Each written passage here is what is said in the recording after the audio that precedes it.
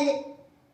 ரமலான் மாதத்தின் சிறப்புகளை பற்றி நபி ஸல்லல்லாஹு அலைஹி வஸல்லம் அவர்கள் கூறும்போது, முதலாவதாக சொர்க்கத்தின் வாசல்கள் திறக்கப்படும், நரகத்தின் வாசல்கள் அடைக்கப்படும், ஷைத்தான்கள் விலங்கிடப்படுவார்கள் என நபி ஸல்லல்லாஹு அலைஹி வஸல்லம் அவர்கள் கூறுகிறார்கள். இதை அபூ ஹுரைரா ரலியல்லாஹு அன்ஹு அவர்கள் அறிவிக்கின்றார்கள்.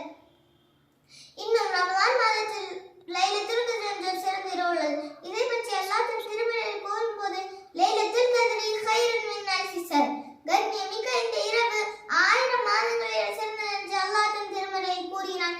மேலும் நோன்பாளின் வாயிலிருந்து வரும் வாடை கஸ்தூரியை விட சிறந்தது என்று நபி ஸல்லல்லாஹு அலைஹி வஸல்லம் அவர்கள் கூறுகிறார்கள். இன்னும் நோன்பாளிக்கு 2 சந்தோஷங்கள் உள்ளது. ஒன்று நோன்பு திறக்கும் போது உள்ள சந்தோஷம், இன்னொரு சந்தோஷம் மறுமை நாளில் தனது ரப்பை அவன் பார்க்கும் போது சந்தோஷம் என நபி ஸல்லல்லாஹு அலைஹி வஸல்லம் அவர்கள் கூறுகிறார்கள்.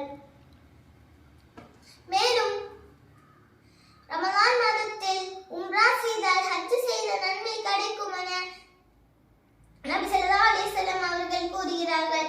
மேலும் சிறப்பு மிக்க இந்த ரமலான் மாதங்களில் நாம் செய்யக்கூடிய ஒவ்வொரு நல்ல அமல்களுக்கும் அல்லாஹ்